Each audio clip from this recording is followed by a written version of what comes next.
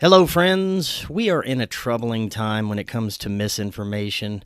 Here at Forbidden Knowledge News, I've always taken an unbiased, open-minded, and responsible approach to presenting my own theories, and the views of our guests do not reflect that of my own.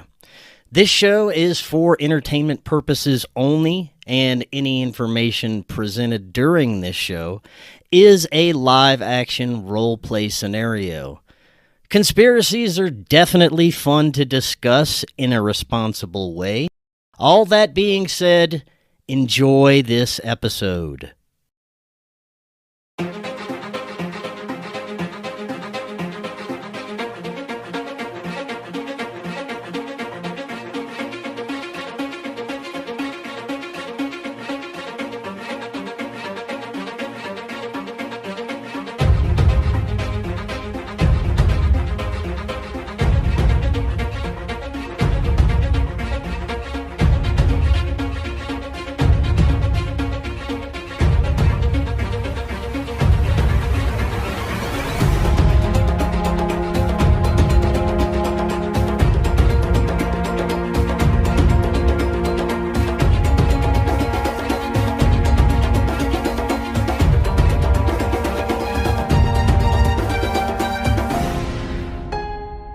Hello, friends. I hope you enjoy this episode with Greg. I do have to preface with the information Greg presented, I do have to take with a grain of salt.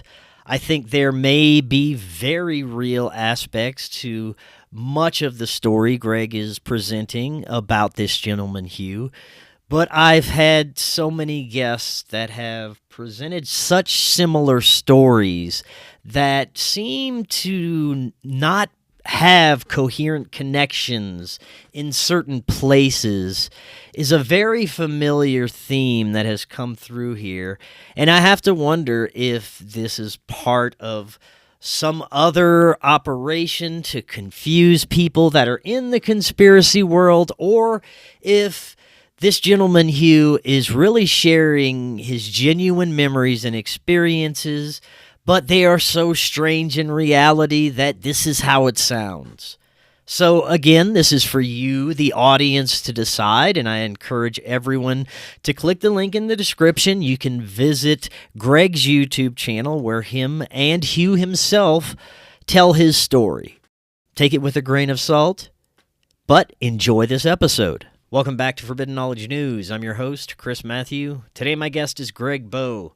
First, be sure to watch the Forbidden documentary, Occult Louisiana, our first film available on Tubi, Roku channel, and multiple streaming platforms.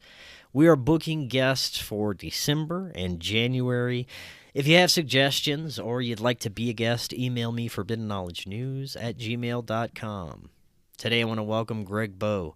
He's an author, researcher of historical texts, myths, astrology, and Egyptian mythology, as well as other modern conspiracies and mysteries. Greg, welcome. How you doing? Hi, Chris. It's good to be here today. It's good to have you. Thanks for joining us. Looking forward to this discussion. Today you're going to talk about the life of Hugh Francis Squier. Now, I've never heard of this gentleman, and he claims to have been very close and possibly connected with some of the most highly impactful events throughout our modern history. Death of Jimmy Hoffa, 9/11, as well as being the hidden subject of many modern films. So I'm really looking forward to learning about this gentleman, but this is your first time on. First, tell us a little bit about yourself and what you do. Well, I'm not particularly interesting. I'm sort of an individual that saw Hughes' story, learned more about it, and I said, you know what? I have got to tell this to the world because this is a story that's not getting out, and I feel a patriotic responsibility to tell Hughes' story, if you will. Before I met Hugh, I was already working on the book, the cover you see behind me, Historical Mysteries. It's a hobby of mine that's about sacred geometry, and I do have a book on Amazon called Historical Mysteries. You can find that there. And I did, as I was meeting Hugh, I introduced Hugh in this book, and then later I wrote a 1,000-page book about him, and it should be out pretty soon, we're hoping. So, but right now I just have the book behind me, Historical Mysteries, which is about sacred geometry, but that's not the subject we're here talking about today. Right on. So take us through. How did you meet this gentleman? How did you find out about him? Well, I was introduced to him online. Just I don't know, coincidentally, I suppose you could say, because I was commenting on someone, and a friend of his that knew his story was saying, "Well, I know somebody that uh, who could explain this situation more," and then I started looking into a story from there, and now it's been 7 years that I've known him and have explored his documents and his story vigorously. I've read hundreds of books and thousands of web pages to verify the things that he's saying to the best that I can do. And he's a sicker old fella that doesn't want to interview himself. But every month on the full moon, we do a monthly full moon video together, which you can see on Bow and Arrow. That's my last name, Bowe, space the letter N, space Arrow. So and every month we go on there and we make a video about his life, and he does 95% of the talking, and I just kind of prompt, did you talk about this or something, something like that. But he tells his story very well there. Excellent. Well, hopefully, this introduction will bring more people over to your channel to hear his story. So, today we have a little over an hour, so let's get the best summary we can about his life and some of the things that he was involved with. Where should we start with that? It's important to go way back in time, Chris, to who Hughes' family really is. He's related to the founders of our country, and that has more to do with why he's been attacked the way that he's been attacked, and why his family's fortune has been ripped out from under them and taken back to the throne of England, because he's related to people that are connected to George Washington and so forth. And he has a history that is related to the horror genre in America. You have Sarah Margaret Osgully Fuller, and she was one of Edgar Allan Poe's literary critics. You have the Christie family, Agatha Christie, that he's related to, and in his pictures, his family photos of family gatherings, you see the Christie family there. And this is why on Friday the 13th, the second movie with Jason, you see Jason's mother saying, "I'm related to the Christie family," and his wives were murdered on holidays because of the historic connection to the horror genre, and we'll get into that later. But that connection, he's related to the founding fathers and related to the Queen's, the royalty of England, because when Queen Elizabeth would come to America or in Canada, she would invite his mother. They were that close to come to banquets and to white glove dinners and so forth. So she's connected. They're connected to royalty. Now, more importantly, he's also the Harris family through one side of his family, and the Harris family is also Clara Harris, who was with Abraham Lincoln at Ford's Theater. His father was, and that's the same Ford family as Henry Ford, and his uncle was a caretaker at the Henry Ford Museum. So these families have been together in the same area in southeastern Michigan for a very long time. Now, the fortune that his family produced, you had the Harris steam thresher that produced tractors for half of the country. You had Buckminster Fuller, that would be related to Sarah Osgully Fuller, Margaret Fuller, that he's talking about, that's Edgar Allan Poe's literary critic. And you had Buckminster Fuller, the inventor, who invented the geodesic dome. There are van patents and bus patents and other patents in his family tree that created a fortune within his family. And that was all stolen. You'll see that he's related to Ava Gardner, his aunt, through marriage of one of his aunts. The Harrises and Gardners were related, and I've seen his documents that of paperwork with Mickey Rooney's signature on it from personal, where Ava Gardner was married to Mickey Rooney. He's the real deal, and he's telling a real part of his life. So when we talk about Hugh Squier, some people try to say, well, sounds like another conspiracy theory, but there's no theory in a guy's life who's still alive, who makes monthly videos with me, who says, this was my life. These are people who attacked me. These are people who stole our family's fortune. His mother's family, when they were children, were run over by semis coming out of church in the parking lot and murdered. His mother was thrown in a ditch and survived.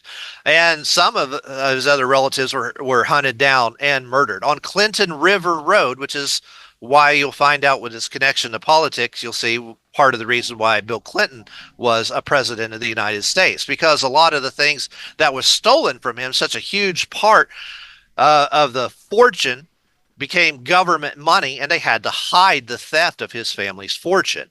And now Hugh is the inventor of the word bottom line.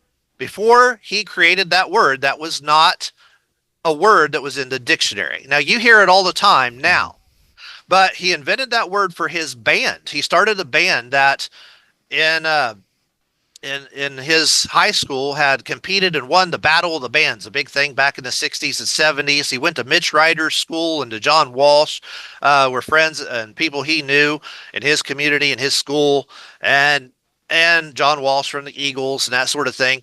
Well, his band became Bottomline Band. He became a publishing company by the same name, Bottomline. Now that, as he was becoming a publisher, he did not tell his band that he was becoming a publisher, and they sold him out to the Russian mob, which sold his trademark worldwide. Okay. And the military is supposed to guard a federal license like this. Now, let me ask you, was his family involved with any shady dealings? And was he aware from a young age the connections that his family had? Not early on, no. He knew there was something special because there would be parades coming down the street for his relatives, you know, where the Masons and so on were involved and kind of lifted them up in special ways. And so he knew there was something. I mean, he had one of his rich aunts would take him to the World's Fair, where he saw the first talking computer, and his rich aunts in Hollywood would pay for everything, you know. So he knew there was something special about his family. But as far as anything dark or sinister, there's no such thing as the Illuminati, as he likes to say. But that's a slander on the people that built your country through England, who is still attacking America today. And a lot of the attacks, the wealth that was taken out of his family, went to the Queen of England, just like on 9/11 when the gold in the Twin Towers was taken to Canada and, you know, filtered back to the Queen through there. And that's a continuation of the attacks on America that have been happening since the Revolution. The queens and kings of England never stopped attacking America. They continued it. You know, they burned down our White House and the War of 1812, and the Proud Boys, which was run by British people. You know, Pride's a gay theme, by the way. They were the first people on January 6th to break into the Capitol building, for instance. They've been attacking America for all these years, and it's never stopped. And these attacks are, I believe, orchestrated from Great Britain into America. Now, here's the interesting thing about Hughes' life where we tend to start. So there's his heritage, there's a stolen trademark. At 4 years old, this was a big turning point in Hughes' life, okay? He was on the day that he entered kindergarten with a twin brother that he didn't even know he had. He knew that he had him, but his mother had told him before that you might not remember him. So he didn't introduce him as a twin brother, but he had remembered his mom saying you had a twin brother. He had just come up from San Francisco on the first day with a woman named Camille Sirhan. 11 years after, I think it was 11 or 12 years after, something like that, when it had been more years than that. Well, anyway, Camille Sirhan married into Hughes' family, okay? And on that day is when Bobby Kennedy was assassinated. So now, at 4 years old, this same day that his twin comes into the kindergarten class, his teachers hand him and his twin over to some boy rapists after class, and teenage rapists And these are the names, and they're very important. Okay, you have Andrews, Anderson, Long, Wallace, and Daryl Hall. And that's literally Daryl Hall. Maybe you've Yeah, heard yeah, that name, yeah. Daryl Hall. Yeah. Okay. I can't be more specific than that. You'll just have to take it from Yeah. there. Okay, but he was a teenager at the time, and they murdered his brother. They chained him to a toilet, and here at 4 years old in a basement. These are families of governors like Long and Wallace and so forth. You see Anderson on the Matrix, which is the very reason why on the Matrix movie you see Mr. Anderson's driver's license with the 911 on it. Okay, this is covering up these kids that were killed in this basement right there in Michigan, there where he grew Mm. up, and right there on Hoover Street. And Hoover is the FBI director. Now, all the kids at his school, a lot of them were families of famous people: Lincolns, Washingtons, Hamiltons. The FBI had somehow grouped these people together. Mm. Okay. And they were fundamentally, I think, stealing the wealth, the notoriety from them. You see, who was Hoover's boyfriend? Okay, Clyde Anderson Tolson. Okay, the Anderson family, one of the people raping Hugh and those other boys. They murdered his twin and dumped him in a field in Pennsylvania. Now, when I look at the pictures of this boy and I look at Hugh's very young pictures, I say that you can tell they are perfectly identical. And that boy, we were making videos saying that he was, in fact, the boy in the box, the oldest cold case in Pennsylvania. And I kid you not, Chris, right after we talked about that, they supposedly solved that case and said he was somebody else. Because that's how close they're watching everything that Hugh does. Yeah. Now, that turning point, this was the year 1957, at 4 years old, when he was, he got out, he escaped out the window when the rapist went upstairs. He jumped out the window butt naked, ran outside, and the local policeman, L. Brooks Patterson, who's very famous in that area in Oakland County, Michigan, who later became a prosecutor, died just a couple years ago. He saw him running butt naked and just laughed. Wow. Okay, well, he finds out that he's related to the Brooks family. Now, the murderers also, once they knew the escape, they threatened, if you tell anybody, we're going to kill you and your family. Well, other times they also raped him. They hung him from a net in his room one time. His mother came and cut him down. He's still in pain in his back to this day. And those rapists, especially, and the most important one is Osborne. I hope I mentioned Osborne when I said that list. Osborne, Oswald, Andrews, Anderson, Hall, Long, and Wallace were the rapists. So those are the families of the rapists. But Osborne is one of the most important. Now, Osborne was Mac Osborne was with Oswald as bunkmates in the military. Brags about it. We have the video. You can see the video. Brags about how he was with Oswald. Osborne are the ones who actually set up Oswald and killed JFK.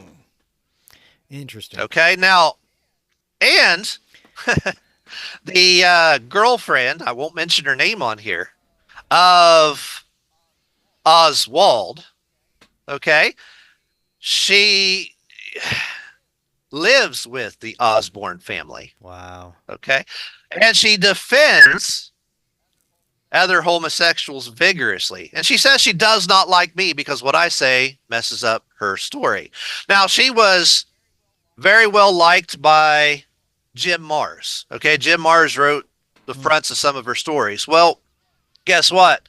When Hugh met Jim Marrs in 2017, Jim Marrs had begun looking into his story.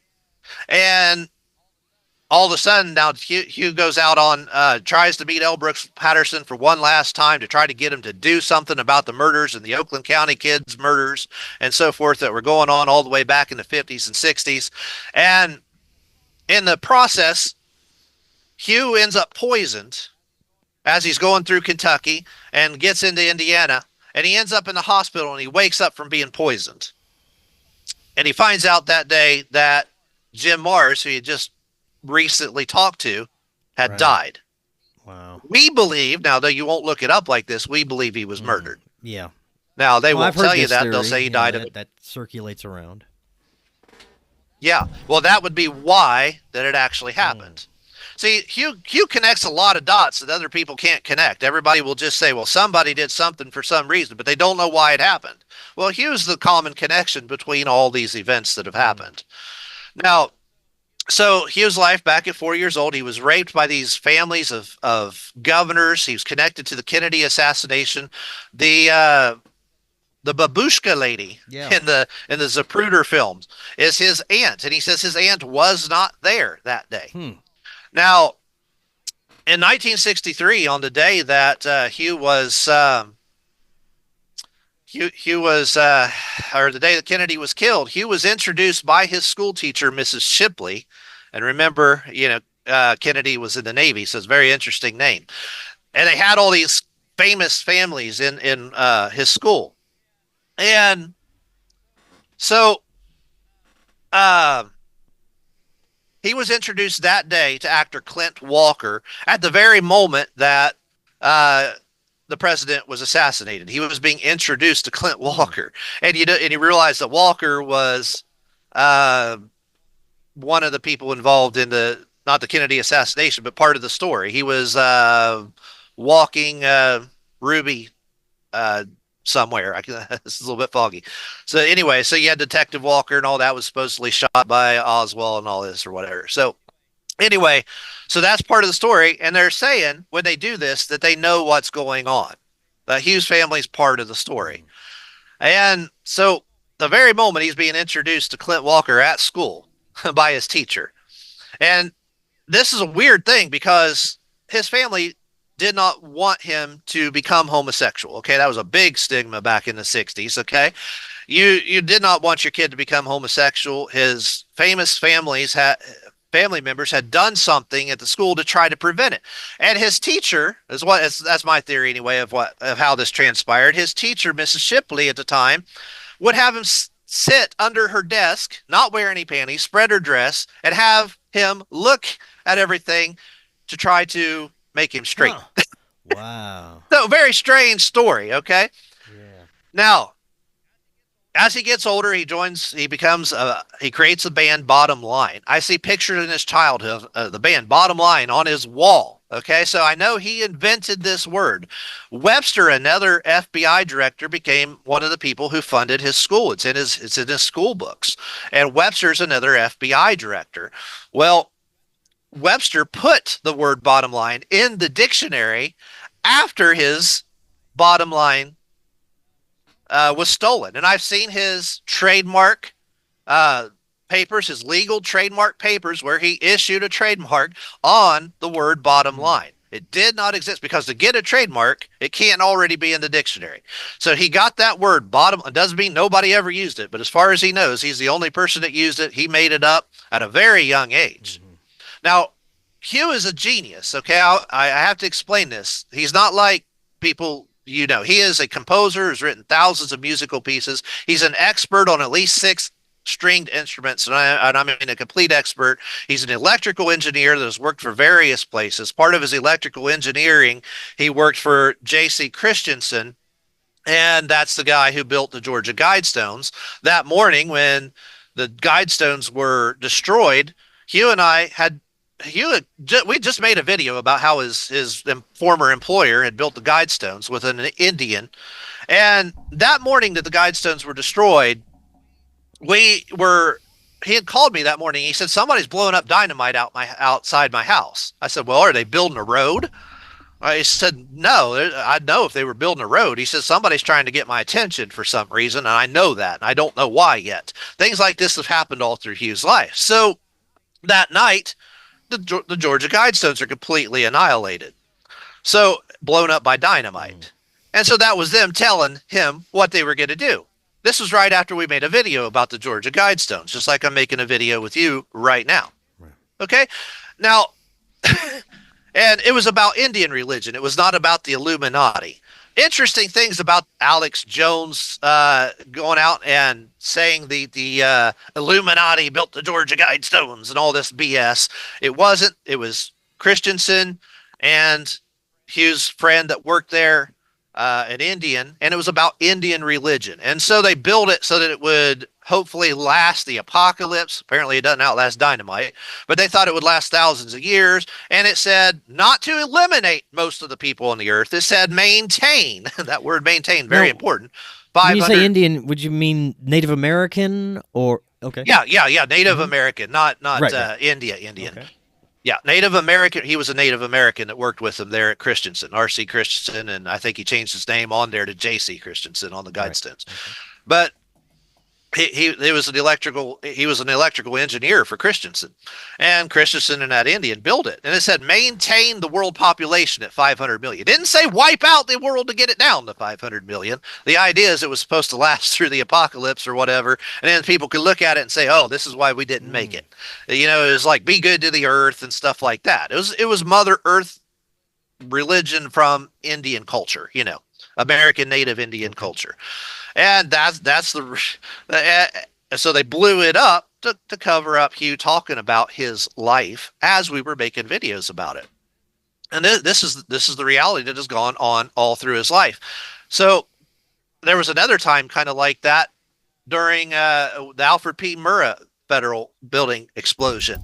He had walked into a donut shop in Michigan. He was in Michigan at the time, and two guys in ties come up and they sit down beside him while he's sitting there eating a donut. And he's like, okay, can I help you? And he's like, well, you never know what might blow up today. And the two guys looked at each other and they stood up, and just as weirdly as they walked in, turned around, walked out the door. And he's like, okay. And then that night, the Alfred P. Murrah building was destroyed. Now, there's a real good reason why it was destroyed, because he had broken up a drug ring that was taking place on his farm in Michigan, just like his dad did. And it turns out that there were members of the CIA that were part of that drug ring in Michigan on that farm. And when I go backwards and I shift back and forward in time, it's really hard to follow the story. And they're like, well, how do all these things connect? So it's hard to go chronological through Hughes' life. But when you do go chronological, you see how the story progresses. And it does, I promise you, make perfect sense. Okay. But when you first hear it, you go, wow, there's a lot of pieces to this puzzle. Well, you see, when Bottomline was stolen and given to the Russian mafia by the Paul family, the same family as Rand Paul and Ron Paul. Paul was his business manager of his band Bottomline, and he sold his Bottomline trademark as he was becoming a federal publisher out to the Russian mafia, who distributed it and used it all over the world. This is why you have Bottomline wrestling events. It's why you have Bottomline on Fox News. It's why every segment on every supposedly opposing viewpoints of the mainstream media have a Bottomline segment. That's why you see Bottomline bars around the world. It's this trademark was intentionally distributed and used around the world to hide the theft and the money that was stolen from Hugh and his family. This is why you have Bush on 9/11, and hopefully this is interesting. I have a little video here that we have on our YouTube channel of Bush saying Hughes' name on 9/11. Okay, it's a 30-second video. I think you'll be able to play. You'll be able to hear it because I'm going to put it right up to my microphone here.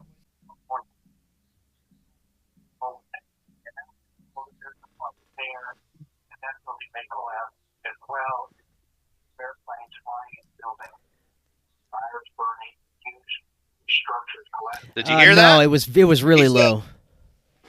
That's okay. You can see it on Bow and Arrow on YouTube. Okay, I do have it in the Hughes playlist. Okay, the Real Bottomline is the name of the playlist on Bow and Arrow, my YouTube channel. You can go back and see it.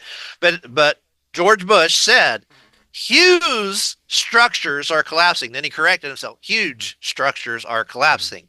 He knew what they were covering up on 9/11, because in the Twin Towers, the stolen Bottomline trademark was all his trademarks, all of his licenses, all of his business licenses were in the World Trade Centers with the other federal publishers. Okay. Now, he's an ASCAP BMI publisher back when that really meant something. You know, he was friends and dated Elvis's publisher. Morton Gould. He knew these people by name in person. They tried to hire him and tried to get him not to renew his federal publishing license because they had already planned 9/11 and knew what they were going to do. They were going to pay him millions and millions of dollars just to write songs. So they knew that they had stolen that trademark, that trademark had been used around the world. And you got to figure that each song, you know, he shows one of the songs that he has a contract for. He had thousands and thousands. There's I think it was 80,000 songs or something like that in ASCAP at the time or something. One song was worth $88 million. So you're talking about trillions of dollars in theft. Not to mention how everybody that profited using Bottomline in every business around the world.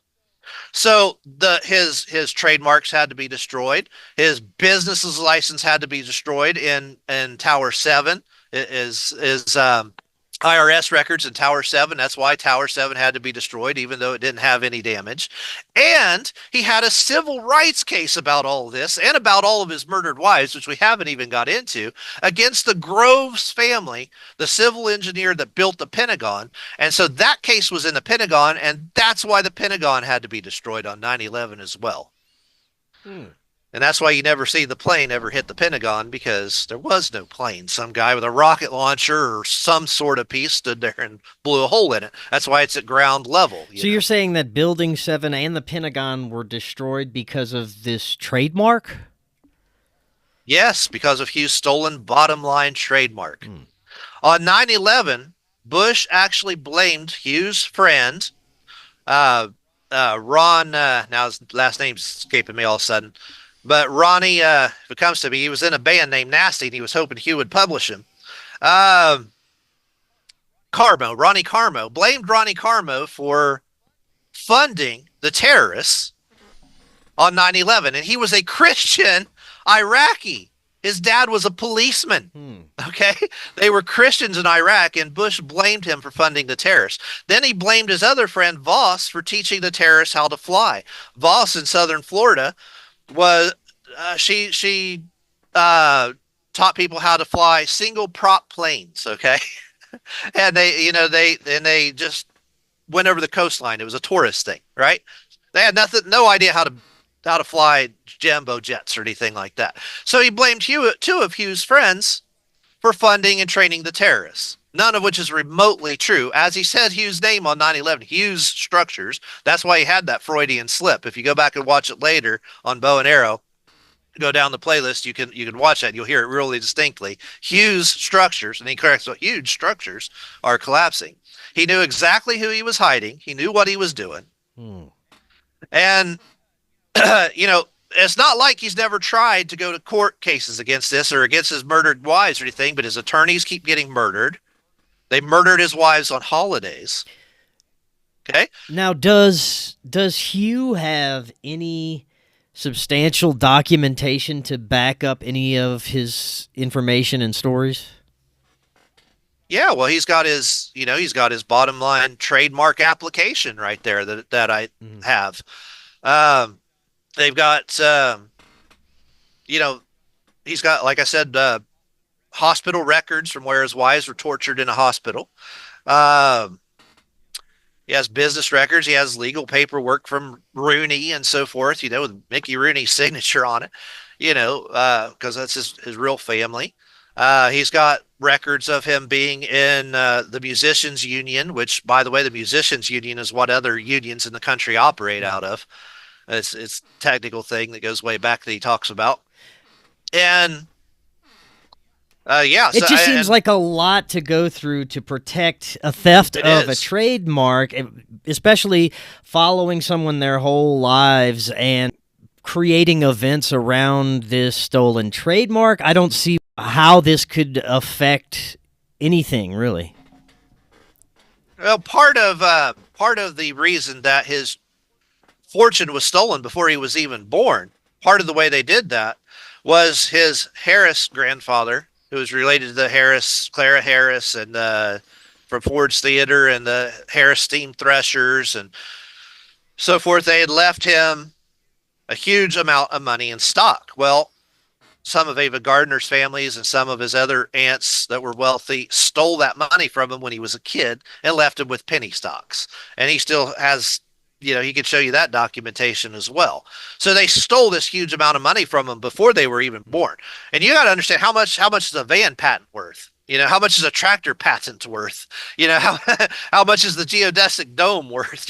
All these patents that were in their family were stolen, and whatever their family It did seems with like them. if they wanted to protect it that bad, they would just kill him.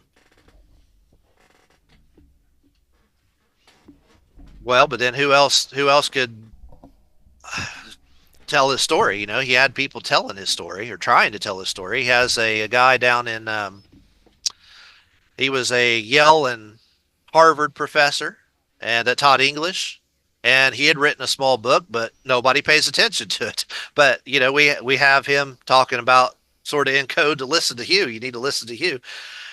Other people could tell his story. It's one thing to cover it up, but it's another thing, just to kill the guy, but it's another thing to completely eliminate any evidence of it. And when you take down the World Trade Center, you're destroying all the evidence of it. When you're taking down the civil rights case in the Pentagon, you're destroying all evidence of it. All of this theft has been planned for a very long time. They were already planning to take down the Pentagon.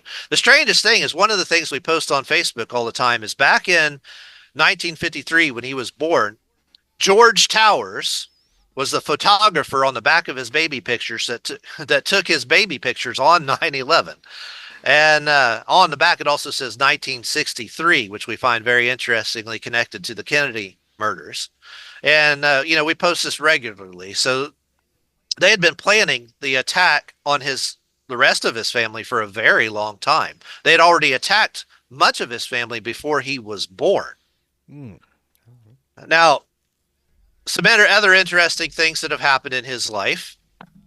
So he was on the radio had called into Coast to Coast AM station. I'm sure you're familiar with when the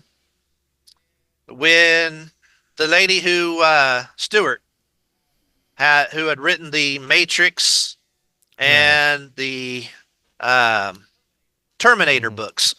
So it was all one book at one time. So Sophia Stewart, so he had called in, and because he got to say a little bit of a story that night, the host, Wells, was fired. That's why you see him just making little videos from coast to coast on, just the fact that Hugh got a little bit of his story in on a big program. Jim Mars was fired that night. That's why you see him instead of on coast to coast making YouTube videos now, or not Mars, but right. Wells. So, and think about it. Mars starts looking into his story in 2017, and all of a sudden he ends up dead. Hugh had lawyers on the way to file cases that were murdered on the way to court to file cases. His doctors have been murdered. His eye doctor was murdered. A judge in one of his cases was murdered, and his body dumped on Selfridge Air National Guard in Michigan. Now, what's interesting about Selfridge Air National Guard, that is the very place that was supposed to guard the airspace on 9/11, and Cheney, whose family are publishers, just like Bush, he called off the Selfridge Air National Guard from guarding 9/11 airspace on 9/11.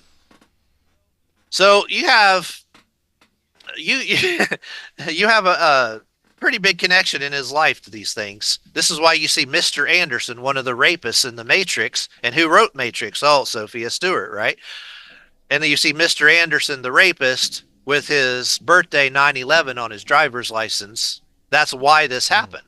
This is why. Now, here's something I'd like to show you right here. Here's a few examples of his trademark being stolen, okay? Here's a book by Fletcher Nebel, The Bottomline, his stolen trademark. Fletcher Nebel was JFK's press secretary, okay? So he was one of the first people to steal Bottomline after it was distributed, okay, and stolen. I think he was actually stealing it before all that. Here's another one. John DeLorean, who Hugh knew, okay? Let's see if I can turn it the right way without this background bugging me. The bottom line busted, okay? He had worked at the same Chrysler as the family that was connected. I have to be careful how I say these things. That was connected, that we talked about earlier, that was connected to Oswald. Okay. Her family worked at that same Chrysler. Okay. And he made the DeLorean, right? Now, the DeLorean in Back to the Future, everybody's familiar with the Twin Pines terrorist scene where you see terrorists and on the Twin Pines sign bank, the numbers are turned upside down and it says 9/11 upside down. Most people are familiar with that. And it's a terrorist scene predicting 9/11, right? As many people have rightly put together, but they don't know why. Now, Hugh, when he was young, when he was just 5 years old, his dad was a drunk, okay, and wouldn't contribute to the family. So he had to go out and try to find money. Well, he had a friend of the family who owned a dairy truck back in the days when you used to deliver milk door to door, back in the 50s, okay? And he would ride with this guy and deliver milk. That was called Twin Pines Dairy. Twin Pines, like the sign, okay? Now, that same guy later on, years later, opened a bar and hired Bottomline Band to play in that bar. And he was on the radio, by the way. This was a well-known band back in the 50s and 60s, especially in southern Michigan. He had thousands and thousands of people show up at these bars. He would charge $15 a ticket, which was a lot back then in the early 60s. And he was well known. So Twin Pines Dairy, this same guy, okay, was where he was playing a lot of his music. Now,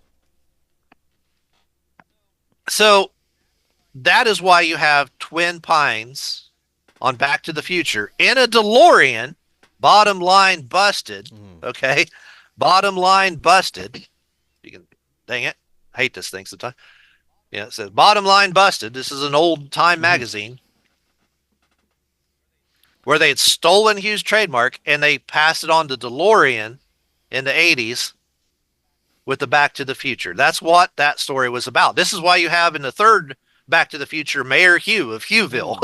They copy his name all the time, and they put him in movies all the time. Now, we haven't talked about the murders of his wives. Okay, now his wives, he had been married. I say wives and fiancés to make it easier. I just say wives, but one of them was a fiance. He was married and almost married 5 times. So they didn't all die at the same time. 2 of them died years later after they were divorced. He didn't know anything about them. The first wife that he was married to was the East Detroit mayor's daughter, and later stepdad was an IBM exec. Now Joe Jacobs, I think. Anyway, they were friends of and related to Gates. When they got married, Bill Gates was at their marriage, and he gave the information to make some of his first computers technology to him at that wedding. This is how, he was a genius. This is how he became an electrical engineer. He's also an amazing artist and all this stuff, chalk artist like his family, Ava Gardner. Okay, well, his second wife, okay, so that was his first wife. That wife actually tried to did stab him in the back with a knife one time. Okay, she had a mental problem from where she was a little kid, and she had one of the first heart transplants in the state of New York as a baby, the first baby heart transplant. And so she had serious problems, and she was mentally deranged. So she had raped him when he was still like 14 or 15 years old, and she got pregnant. Okay. And she was threatening on killing her baby. So he married her to prevent her from doing that. Well, she was crazy. And he was married twice before he was 18. And his second wife, this is where the Jimmy Hoffa connection comes in. Her family ran drugs, and a lot of drugs. And her mother-in-law, was with Jimmy Hoffa at the Sly Fox on the night that Jimmy Hoffa disappeared. So that that woman is still alive, and she's the only one that was related to him like that, marriage or fiance, who's still alive. Okay? Now, her brother ran a lot of biker gangs. So you hear the Outlaws and the Hells Angels, and these people are tormenting him and killed his other wives. Okay? So that's why she's still alive. Because her relative or her friends in the biker gangs have been after him, and those biker gangs killed his other two wives, all of them on holidays. And remember, so his first wife was killed 2015, I think it was, long time, decades after he didn't even know her anymore and divorced her. Now, one of his wives, who was friends of Sylvester Stallone and so forth, she was murdered on a holiday, Kiki. And then the other two, his last two, in 2003 and 2011. These are the two that we talk about the most, Terry and Victoria. Okay, so Terry and Victoria were both talked about on Friday the 13th Part 2. If you watch the second Friday the 13th Part 2 movie, remember the historical genre of the horror movie genre going all the way back to Edgar Allan Poe and Chris Christie and the King family and so forth are all related to him. Now, in this movie, you see Victoria and Terry sitting on a bench, a picnic bench at the beginning of the movie. And both of them are murdered very similar by Jason, who happens to be Terry's son, by the way, is Jason in real life, are murdered very similar to how they were murdered in real life. All right. So Terry, she was with Hugh and went out to walk the dog, and a guy hung her. Hugh runs out, sees the guy running off, sees her, takes her off, gives her CPR, life flights her to the hospital, and she's murdered again 30 days later in the hospital. Now, this is in Johnson City, by the way, in Greenville, Tennessee. By this time, he's not living in Michigan, and he's living in Tennessee.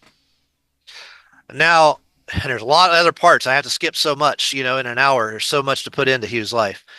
His next wife, Victoria, had been the muscular dystrophy poster girl for Jerry Lewis, and for a long time made Jerry Lewis millions of dollars in donations. And after her murder, Hugh tried to reach out to Jerry Lewis, wouldn't respond, wouldn't say a thing about this girl that he had used to make millions of dollars with. Okay, can you help? Can you get justice for this girl and she had muscular dystrophy and she was in a wheelchair. Hugh had only married her because he had been helping her for decades, but he married her to try to help her with her medicines. He couldn't get her medicines and stuff without marrying her. So he legally married her. It wasn't for physical attraction or reasons like that, but he married her to help her. And he felt sorry for her one day because he had saw her literally getting out of a car and with her elbows in the snow going to work at a Kmart.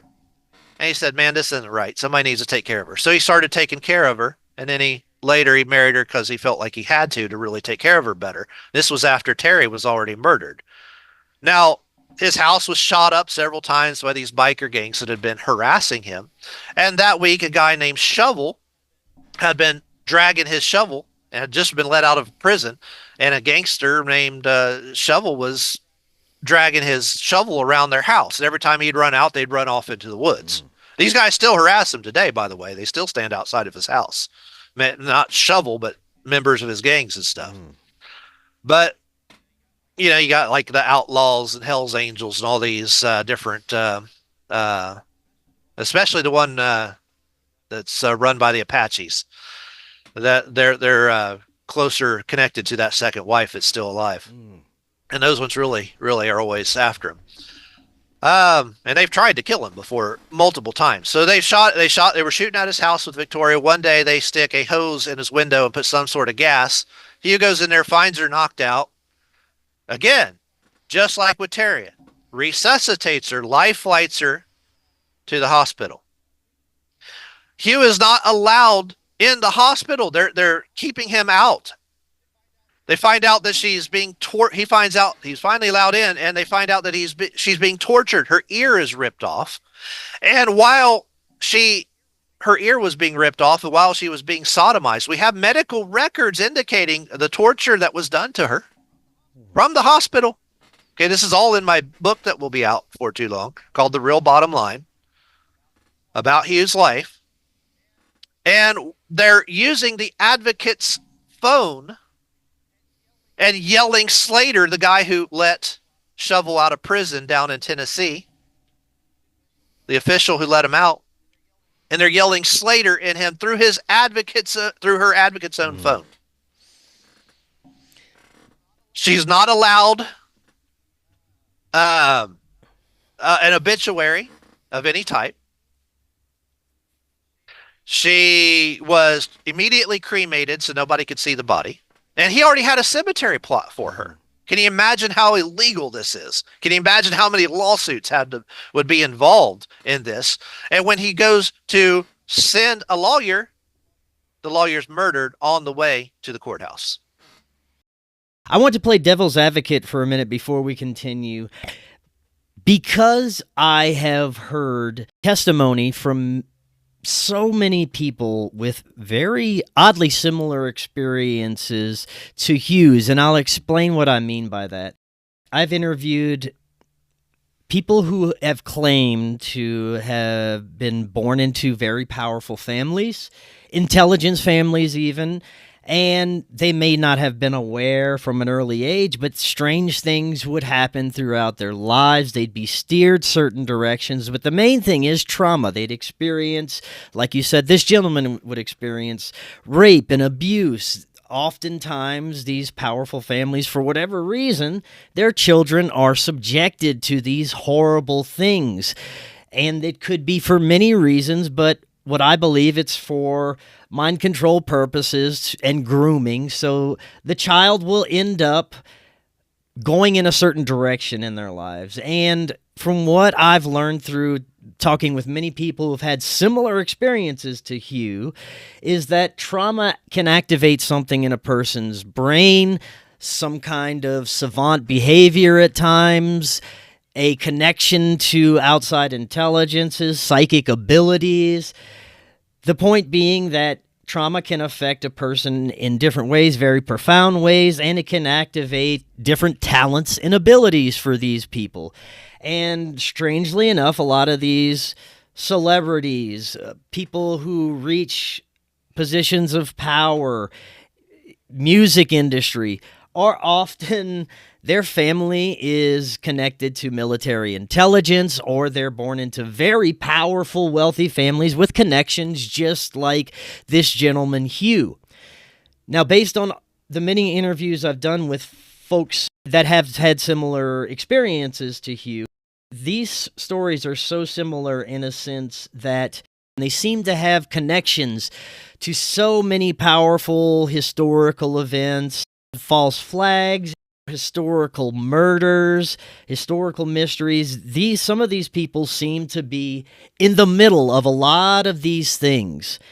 And the questions that come up for me is, could it be that these people have been groomed to present a certain narrative to the public so that the story gets so confusing and multi-layered that we will never know what the real answer is, but these people are used as pawns. They are, in a sense, playing a role they're not aware of, spreading this information because horrible things have happened in their lives. I'm sure this guy's wives were really killed. I'm sure he's had people following him, gang stalked, all the trauma.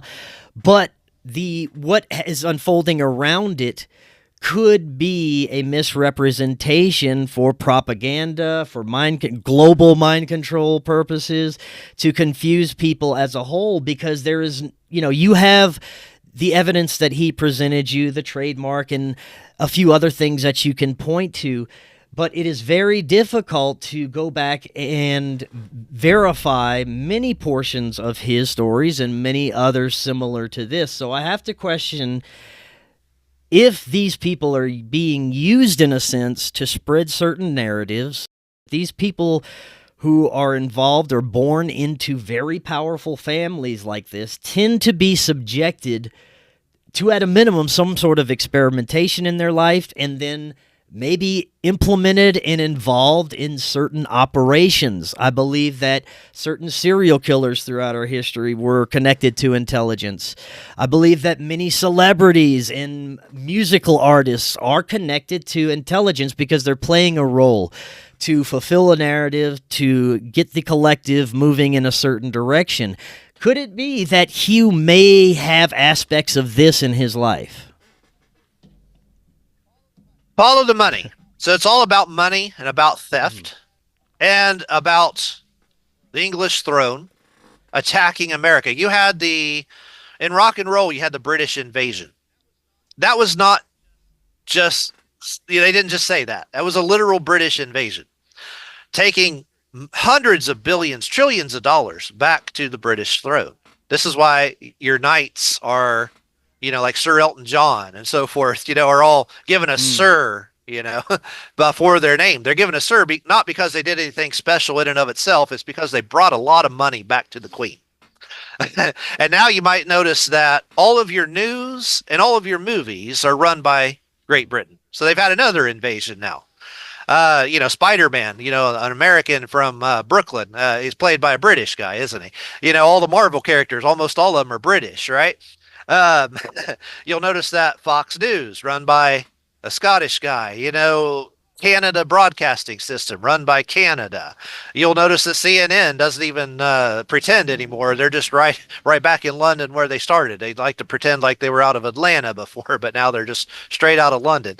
You see all your newscasters are just straight out of London. All your news comes from, you want to talk about election interference, by the way, little side note there. That's election interference because London runs all of our news. All of it is propaganda. All of it is about money. So Hollywood writers and musical writers, like sometimes I've heard you before point to the dead Kennedys talking about the virus, in advance. One of your guests did. The songwriters know this because a lot of them are FBI agents. A lot of them work, and it's not the CIA like everybody said. The CIA had nothing to do with Kennedy's murder. It was the FBI. It was Herbert Hoover, meeting with Norma Jean Baker, and the Baker family being with Oswald and so forth. The FBI attacked Kennedy and was promoting the homosexual movement. This is why most of your knights of England now that run your British invasion rock and roll are homosexuals. It's a homosexual attack. That's why I mentioned earlier on January 6th about Proud Boys attacking the Capitol. Well, what is Pride? Everybody knows that's a gay theme. It was British people that run that. They were the first people who knocked down the windows and the doors and told people to go into the Capitol. This is Brits over and over again, dispatched out of London to push a homosexual, anti-family, steal the money agenda from America because these are former colonies. This is why the FBI had on Hoover Street, where Hughes School was, all of these famous families lumped together so that they knew how to control and steal from them. Now, how do what we're experiencing now, especially with the Zionist infiltration with many of our institutions and the escalations with Israel and the revelations that are coming out surrounding that? So as we all know, Israel, the land surrounding Israel, was ran by who? Britain, before the Balfour Declaration that partially calls the creation of Israel. So Britain created Israel, and who ran the World Trade Center? It was Jewish guy, Silverstein, who did that famous insurance policy, doubled his insurance policy right before the towers fell, and managed to get the money. Now that wouldn't happen if you and I doubled our insurance a week before our house burned down, but so this was, there were Jewish people who were created by the British throne, just like Israel was created, and they tack us, the Americans, with the bill. This is why 80% of Congress, 80% of our senators have either dual citizenship or are Jewish. 80%. This is why until recently, 6 out of 9 of our Supreme Court was Jewish. The other 3 were Catholic in a nation that's 80% Protestant. Figure that out. You know, you have been taken over, and Americans. It's not like you're going to be taken over. You were taken over a long time ago. On the day that Hugh was first raped in 1957, that was the day that his uncle, Admiral Byrd, the Admiral Byrd of the Pacific Fleet, was murdered. Hmm. Okay, so it goes all the way back to Hmm. there. And, we got papers with Byrd's signature and stuff on it showing his connection to the Byrd family. So this was the British throne taking power under something it intended to create for hundreds of years. America and all of our colonies were supposed to create wealth for the throne. Well, they didn't just give up after the revolution. They said, no, we're going to get our money. We've invested a couple hundred years in this, and they've been attacking America ever since through the British invasion, through the running of our businesses. This is why every president that gets elected, what's the first thing they do? They go run to England. They submit themselves to the British throne and they go bow before the throne. Every one of them does it. So and it won't be any different this time or the next time. They go up there and they make deals and they give our how many of our mines right now are have been granted to the queen. She's dead now, but the king now. But and this goes back to World War II. The Queen of England married an SS guard. This is Hitler's family. Okay. Now, Hugh lived in Greenville, Tennessee, where his two wives, Terry and Victoria, were murdered. Greenville, Tennessee, created through the Bush family. Bush family owned the factories that created parachutes and uniforms for Hitler before World War II through Prescott Bush and his descendants before that, or ancestors before that. Um, they were part of making German military machinery and so forth, parachutes and uniforms, right? That's why you have Hitler's limo in Greenville, Tennessee to this day. Okay, they were connected to Germany. This is how the Air Force and the military were able to orchestrate the murders of his wives. One of the people who attacked Hugh was another press secretary. Now, you remember I showed you Fletcher Nebel was Kennedy's press secretary that stole the bottom line. Well, CBS, their White House correspondent is a better word for it, Major Garrett, had been sending computers to Hugh for repair. Hugh was taking the he remember he's an electronics engineer. I've sent him computers and it was stolen one time on the way to him. So they got my first book and I had to add more to it.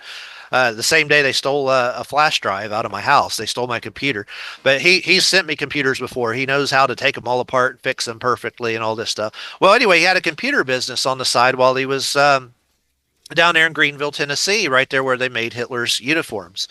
And Major Garrett from CBS was sending him computers to be repaired. So this is why you have mimicking stories like that recently about Hunter Biden's computers and so like that. They're mimicking the original story, and the guy saying it is, in my opinion, making up BS. So because they're covering up what really did happen with Hughes' story in Greenville, they were sending him computers.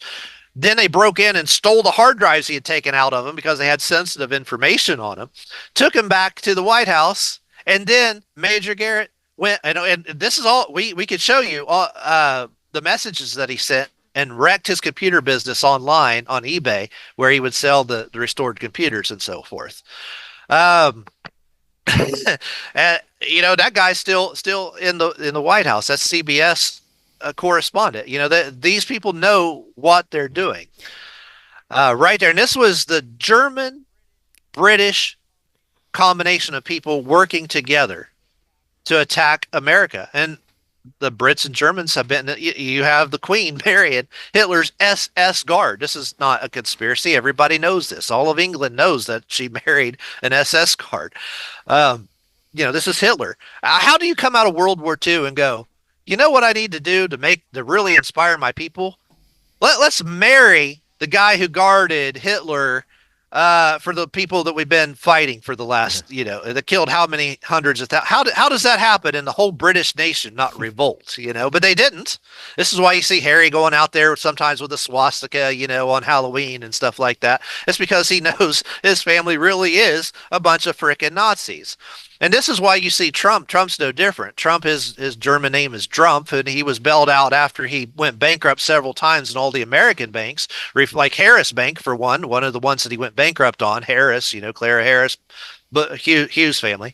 Okay, so after he refused to pay them back, he gets bailed out by who? The German bank. Okay, so he's friends with the Germans. Make no mistake about it, when Trump comes out and he says very plainly, holding a gay flag, that I'm in line with LGBTQ values, and all of America can't understand that Trump is just another one of these guys. He's been friends with Clintons his whole life, right. Remember the Serta commercial where he was standing in front of the sheep before he was president, and it had a pillar that said 9 and a pillar behind it that said 11, and the sheep were jumping, and he was selling Serta pillows. That's because he's saying the people are sheep. They don't know anything.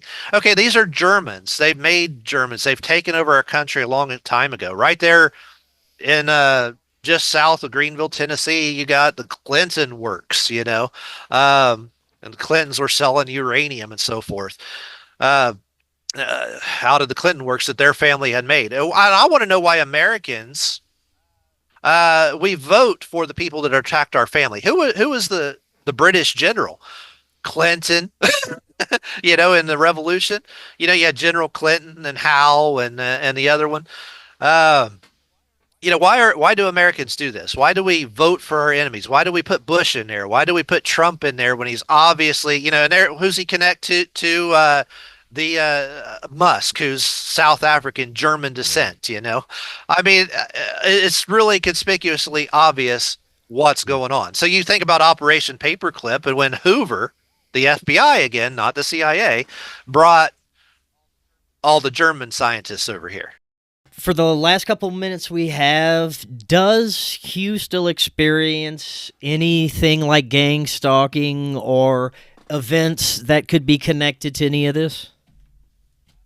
Absolutely. Just last year, he had his lights shot out. There's somebody shot at him downtown, went over his car and into a building.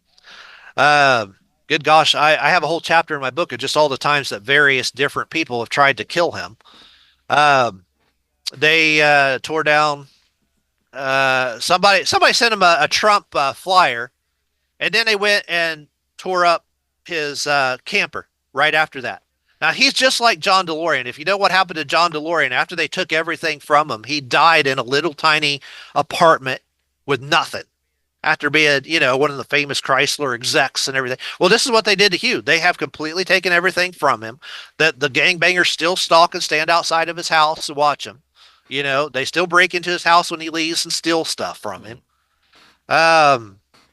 Very dangerous to be him. They've poisoned his food. They stuffed something in his vent to back up the gas into his little building that he lives in. And they're always attacking him. He had a little tiny dog. Somebody just kicked his dog and tried to kill his dog. I mean, I don't know if that's related, but they're always harassing him. They're always, just every day you hear something new. And like you said, if the audience feels compelled, they can hear Hugh's story straight from his own mouth on your YouTube channel, right? That's right. Now, Hugh has such a big story that he talks fast, and some people will say that his points are disconnected, that they don't go together. After you study Hugh's life, and if you're genuinely interested and you ask reasonable questions, you're not just there to, be cast aspersion or anything like that, because we don't answer those people. We just delete them. But if you have legitimate questions and you want to understand, oh yeah, we'll spend the time and we'll explain the points in between all those points, because Hugh's life is so big. We'll connect all the dots for you and show you how they work together. Right on. Well, excellent, Greg. Thank you so much for sharing this. When can we expect the book? Hugh is very having a hard time. I don't want to say what's wrong, but he's having a hard time right now, and he wants to. I wrote the book. He's supposed to go through it, make sure everything's correct. When I get it back from him, We've been stringing it out for a while, but as soon as I get it back, I already have an agent that's going to put it up for me and all that. But so it will be on Amazon, but just stay tuned. We'll announce it on YouTube as soon as it comes out, Bow and Arrow. Excellent. If you want to buy my former book, which is nothing about what we're talking about today, except for one chapter where I introduced him a little bit. But you can find that on Amazon. It's called Historical Mysteries, and don't care about the money. I do this for a hobby and for fun. So, if you think I'm just trying to make money, I'm not. I don't monetize the YouTube page or anything like that. And one more time, what was that YouTube channel? That part. It is Bowe, Bowe, space, letter N, space, arrow. Right on. So. Excellent. Well, Greg, thank you so much. Definitely love to speak again in the future. And until next time, everyone, have a wonderful evening. We'll talk again tomorrow. My pleasure.